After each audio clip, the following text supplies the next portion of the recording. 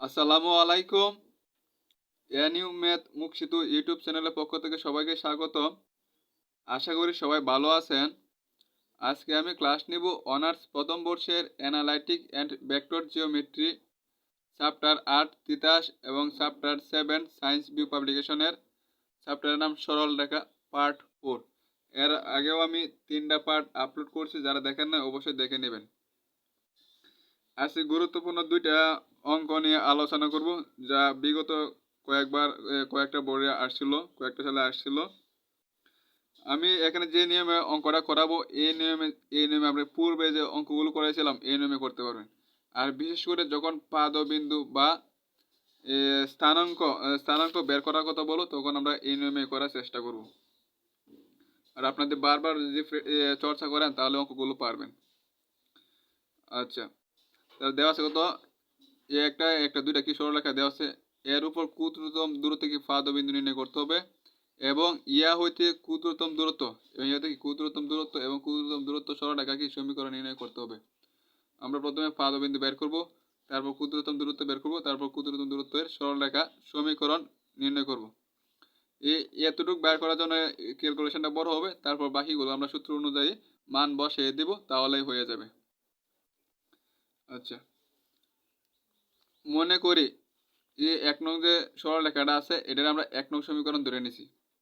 এই 1 নং থেকে আমরা কি করব, এক্স এবং ওয়াই এবং জেড এর মানটা বের করব। দেন কিভাবে বের করছি, এই এক্স মাইনাস 3/3 সমান কিন্তু আর1 আমি লিখছি। আবার ওয়াই মাইনাস 8/-1 ইকুয়াল টু আর1। আবার জেড মাইনাস 3/1 ইকুয়াল টু আর1। এখান থেকে দেখেন আমরা যদি আর আর গুণ করি, তাহলে আমরা কি পাবো, এটার নিচে কিন্তু মনে মনে 1 আছে। এক্স মাইনাস 3 সাথে 1 গুণ করলে কত, এক্স মাইনাস 3 পাবো। আর 3 সাথে আর1 গুণ করলে আমরা কি পাবো, 3r1। যদি আমরা এক্স এর মান বাই করতে চাই, এক্স ইকুয়াল টু 3r1 তো আছে, মাইনাস 3টা এদিকে আনলে কি প্লাস 3 হয়ে যাবে। ঠিক একইভাবে আমরা কি করছি, আর আর গুণ করছি। ওয়াই মাইনাস 8 ইকুয়াল টু আর1 এর সাথে মাইনাস 1 গুণ করলে মাইনাস আর1। যদি আমরা ওয়াই এর মান বের করতে চাই, তাহলে আমরা ওয়াই ইকুয়াল টু মাইনাস আর1 মাইনাস 8 আছে সমান এদিকে আনলে কি প্লাস 8। ঠিক একইভাবে জেড মাইনাস 3/1 ইকুয়াল টু আর1, আর আর গুণ করলে আমরা কি পাবো, জেড মাইনাস 3 ইকুয়াল টু আর1 এর সাথে 1 গুণ করলে আর1। জেড ইকুয়াল টু আর1 মাইনাস 3 এদিকে আসলে আমার কি হয়ে যাবে, প্লাস 3 হয়ে যাবে। এটা আমরা 1 নং সমীকরণের ক্ষেত্রে এই কাজটা করছি। এখন আমরা কি সরলরেখা কয়টা দেওয়া ছিল, 2টা না।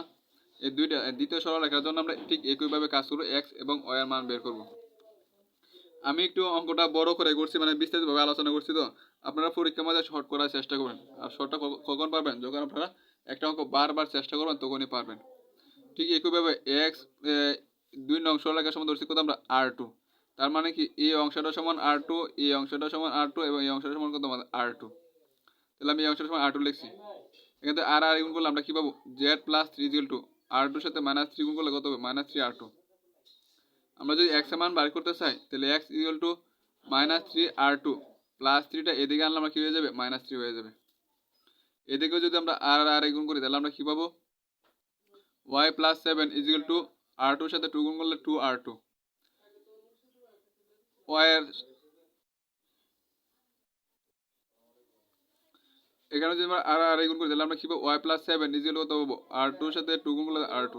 y এর মান বের করতে চাইলে আমরা কি পাবো, y equal to 2r2 plus 7 আছে, এদিকে গেলে কি হয়ে যাবে, মাইনাস 7 হয়ে যাবে। ঠিক একইভাবে আমরা এখানে এই কাজটাই করছি, আর আর গুণ করছি। জেড মাইনাস 7 1 আছে মনে মনে, 1 এর সাথে গুণ করলে কিন্তু এই অংশটাই পাবো। ইকুয়াল টু 4 এর সাথে r2 গুণ করলে আমাদের কি পাবো, 4r2। তো Z equal two 4r2 minus 6 এদিকে আছে, ওইদিকে চলে গেলে কি হয়ে যাবে, প্লাস 6 হয়ে যাবে। আশা করি সবাই এতটুকু বুঝতে পারছেন। এখানে 1 নং এর জন্য এক্স ওয়াই এবং জেড এর মান পাইছি, এবং 2 নং এর ক্ষেত্রে আমরা কি পাইছি, এক্স ওয়াই এবং জেড এর মান পাইছি। এই বিষয়গুলো আপনাদের খুব ভালো করে খেয়াল রাখতে হবে।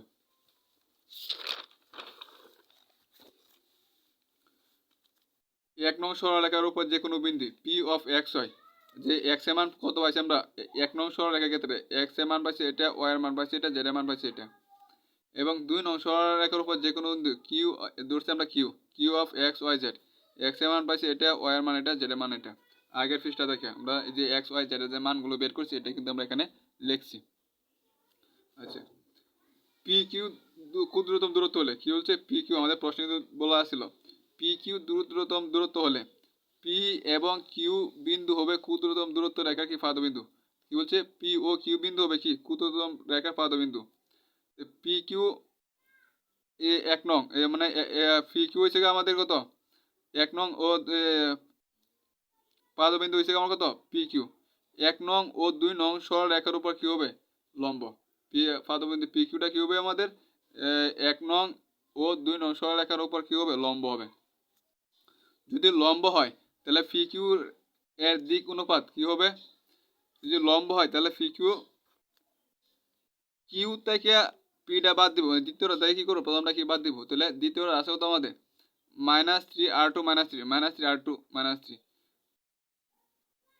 পি কত আছে আমাদের 3r2 তাহলে মাইনাস সূত্রের মাইনাস আর কত মাইনাস কত 3 কারণ আমরা এখানে অনুপাতের ক্ষেত্রে কি ব্র্যাকেট ব্যবহার করব না তারপর আছে কত এতে x এর ক্ষেত্রে গেছে y এর ক্ষেত্রে কি আছে আমাদের 2r2 -7 এখানে কত আছে আমার -r1 তাহলে আমাদের কি হয়ে যাবে প্লাস r1 হয়ে যাবে প্লাস 8 আছে হয়ে যাবে কত -8 z এর ক্ষেত্রে কি হবে 4r2 + 6 তাহলে কি হবে এখানে -r1 মাইনাস কত 3 হয়ে যাবে আমরা কি করব প্রথমে দ্বিতীয়টা দেখে কি করব প্রথমটা বিগ দিব x এর ক্ষেত্রে x y এর ক্ষেত্রে y z এর ক্ষেত্রে z আশা করি এতটুকু সবাই বুঝতে পারছেন এখন আমরা এখানে সাজায় লিখব এবং r1 গুলো আগে লিখব r2 এর উপরে লিখব তাহলে কত পাইছি আমরা -3r1 -3r2 -3 -3 মাইনাস কত 6 দুইটা r2 আর একটা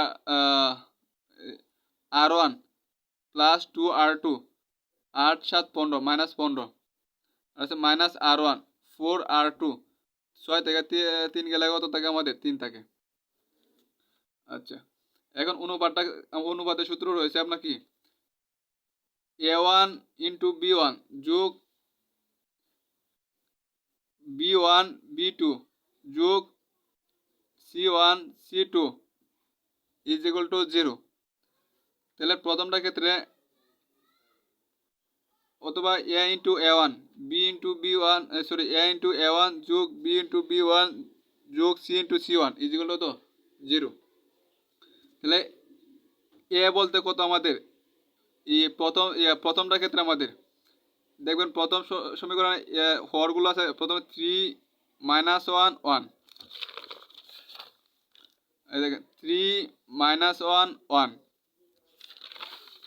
আচ্ছা আর এখানে কত আছে আমাদের এই যে x a1 বলতে এটা b1 বলতে এই মানটা এবং c1 বলতে আমাদের কত এই মানটা আর 3 - 1 1 তো আমি বললামই যে আগের পৃষ্ঠা থেকে মানে নিচে হরগুলো যেগুলো আছে এইগুলো আচ্ছা তারপর কি 3 এর সাথে পুরাটা গুণ করছি -1 দিয়ে পুরাটা গুণ করছি 1 দিয়ে পুরাটার সাথে কি করছি আমরা গুণ করছি গুণ করার পরে এখানে যোগ বিয়োগ করে পাইছি কত আমরা এই মানটা পাইছি উভয় পক্ষে কি করছি আমরা মাইনাস দ্বারা গুণ করছি সরি এখানে কি করছি আমরা মাইনাস কমন নিছি মাইনাস যদি কমন নেই তাহলে কত থাকতেছে 11 আর +7r2 মানে এই যে প্লাসে মাইনাসে মাইনাস প্লাসে মাইনাসে কত মাইনাস এই মানটা পাচ্ছি এখন যদি উভয় পক্ষের মাইনাস দ্বারা গুণ করি তাহলে আমরা কি পাইতেছি এটা কি প্লাস হয়ে আছে আর মাইনাস দ্বারা 0 গুণ করলে কত 0ই তাহলে আমরা 3 নং সমীকরণ এটা হচ্ছে প্রথমটা ক্ষেত্রে অনুপাতটা এখন দ্বিতীয় ক্ষেত্রে অনুপাতটা যদি বের করি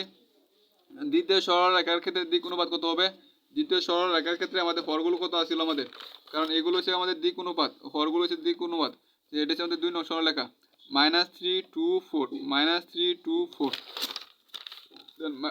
-3 2 4 এটা ধরলাম আমরা a b c তাহলে এটা হচ্ছে আমাদের a1 b1 c1 তাহলে a1 b1 c1 কোনটা যে আমাদের এটা হচ্ছে কত a1 b1 c1 তাহলে আমরা এভাবে লিখছি ইজিগুলো তো 0 হয় যোগ যোগ যোগ ইজিগুলো তো হয় 0 হয় এখন -3 দ্বারা এই 4টার সাথে গুণ আছে +2 দ্বারা এই 4টার সাথে গুণ আকারে আছে +4 দ্বারা এই 4টার সাথে কি গুণ আকারে আছে ইজিগুলো তো 0 তাহলে আমরা কত পাচ্ছি এখানে যোগ ক্যালকুলেশন করার পর আমরা পাবো 7r1 যোগ 29r2 = 0 এটা দিলে আমরা কত 4 নং সমীকরণ 3 এবং 4 নং সমীকরণ এই কাজটা কেন করছি এখন আমরা কি করব 3 এবং 4 নং সমীকরণ থেকে প্রতিস্থাপন অপনয়ন বা বর্জ্য গুণন যে কোনো পদ্ধতিতে আমরা কি করব r1 এবং r2 এর মান বের করব তাহলে আমরা কি করব R1 এবং R2 এর মান আমরা কি করব পি এবং কিউ বিন্দুতে কি করব বসাই দেব, তাহলে আমরা কি করব নির্দিষ্ট ফলাফলটা আমরা পেয়ে যাব, পদবিন্দুটা পেয়ে যাব। যে আমরা এখন আর কি করব 3 নং এবং 4 নং সমীকরণ থেকে আমরা কি করব R1 এবং R2 এর মান বের করব। আমি এখানে অপনয়ন পদ্ধতিতে করছি 3 কে 7 দ্বারা এবং 4 নং কে 11 দ্বারা গুণ করে কি করব আমরা বিয়োগ করব। 3 নং সমীকরণে 7 দ্বারা গুণ করছি, এই সমীকরণটা পাইছি, এবং 4 নং রে কি করছি আমরা 11 দ্বারা গুণ করছি, এই মানটা পাইছি।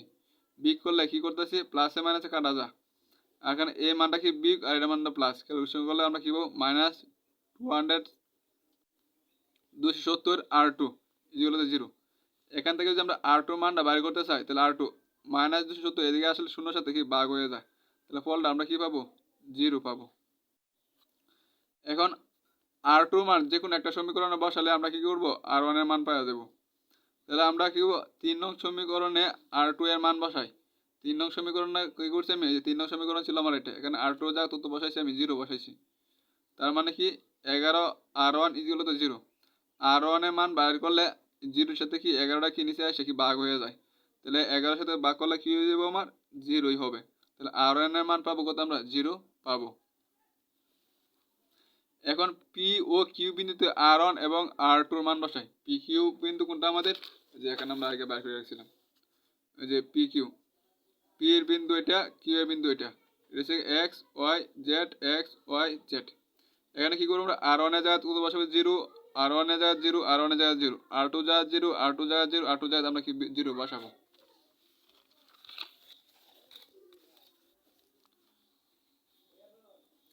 দেখেন পি বিন্দু আসলে এটা 0 বসাইছি, এখানে কিউ বিন্দু আসলে এটা 0 বসাই, 0 বসানোর পরে ক্যালকুলেশন করে পাইছি কত পি বিন্দুতে 383 এবং কিউ বিন্দুতে পাইতেছি কত -3 -7 6।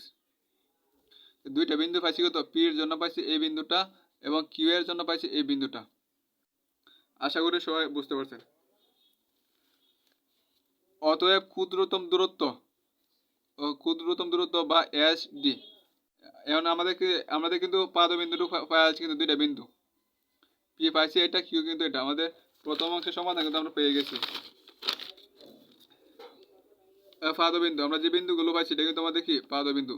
এবার আমরা ইয়া দেখি ক্ষুদ্রতম দূরত্ব বের করব এবং ক্ষুদ্রতম দূরত্ব সরলরেখার কি সমীকরণ নির্ণয় করব। এই দুইটা অংশ, এখন আমরা এই দুইটা অংশ বের করব।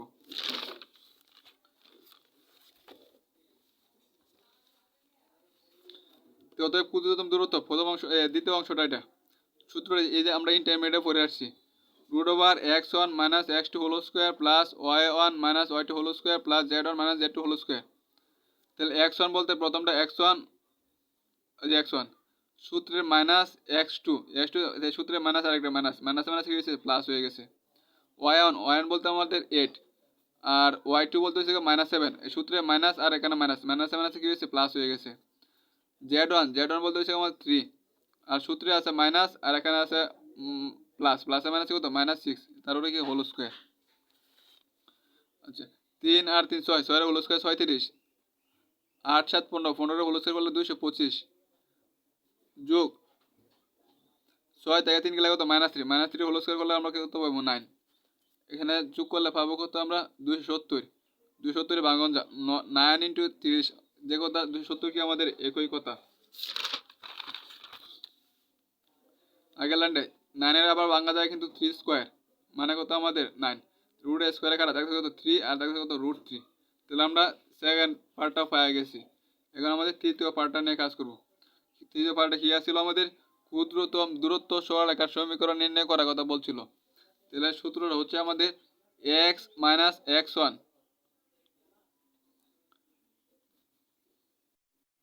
By x1 - x2 equal to y - y1 ভাগ y1 - y2 equal to z - z1 by z1 - z2। ইন্টারমিডিয়েটে আমরা এই সূত্রগুলো পড়ে আসছি।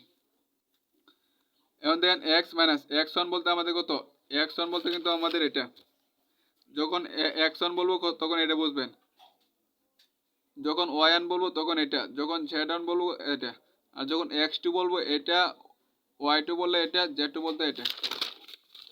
তাহলে আমরা কি করছি এখানে কি করছি যা যা জায়গা কি করছি মানগুলো আমরা কি করছি বসাইছি। বসানোর পরে পাইতেছি আমরা কত, এখানে কিন্তু মাইনাসের জন্য কিন্তু আগে x2 মানে ছিল -3, মাইনাস মাইনাসে কিন্তু +3 হয়ে গেছে। এইভাবে আমরা এখানে মানগুলো কি করছি বসাইছি। 3 আর 3 6, 8 7 15, তো -3 পাইতেছি আমরা। উভয় পক্ষের যে আমরা 3 দ্বারা ভাগ করে নিচের দিকে, তাহলে কত পাবো এখানে 2 5, 3 দ্বারা ভাগ করলে কত -1। তাহলে আমরা লম্বর ফাদবিন্দু আমরা কত পাইছিলাম, আমরা p সমান এটা পাইছিলাম এবং q সমান এই অংশটা আমরা পাইছি, ঠিক না? এবং ক্ষুদ্রতম দূরত্ব পাইছি কত 3√30 এটা। এবং ক্ষুদ্রতম দূরত্ব নির্দেশক রেখার সমীকরণ কোনটা পাইছি আমরা, এই অংশটা পাইছি। এই তিনটা পার্টই কিন্তু আমাদের প্রমাণ করতে বলছিল। আশা করি সবাই এতটুকু বুঝতে পারছেন। আমি ভেঙে ভেঙে লিখে রাখছি, আপনারা বুঝতে অবশ্যই সুবিধা হবে। এখন আর একটা ম্যাথ দেখেন, যে এই অংশটা আগেটা আমার দেওয়া ছিল কত ফাদবিন্দু, আর এখানে দেওয়া আছে তাদের স্থানাঙ্ক নির্ণয় করো। যে এই অংশ, এই দুইটা অংশ আপনারা মনে করেন যে আরো যে আগে যে নিয়মগুলো পড়াইছি এই নিয়মে করতে পারতেন, কিন্তু যে এখান থেকে যেহেতু স্থানাঙ্ক বলে দিছি, স্থানাঙ্ক আর ফাদবিন্দু নির্ণয়ের জন্য আপনারা কি করবেন, আমি মাত্র যে নিয়মটা ক্যালকুলেশন করে দিছি ঠিক এইভাবে আপনারা চেষ্টা করবেন, সেম প্রসেসে আপনারা চেষ্টা করবেন, তাহলে হয়ে যাবে। এটা আপনারা নিজেরা করবেন তাহলে পারবেন। যেহেতু একই নিয়মের অঙ্ক, তাই আমি আর বারবার করে দিচ্ছি না, আপনারা চেষ্টা করলে পারবেন। এছাড়া বুঝতে, আপনারা চেষ্টা করার পরে বুঝতে সবার সবার কারো সমস্যা হলে তাহলে আমার ফেসবুকে মেসেঞ্জারে কি করতে পারেন, মেসেজ করতে পারেন, আমি আপনাদেরকে বুঝিয়ে দেওয়ার চেষ্টা করবো ইনশাল্লাহ। সবাই ভালো থাকবেন, সুস্থ থাকবেন। এটা 2014 সালে আসছিল, গুরুত্বপূর্ণ একটা ম্যাথ।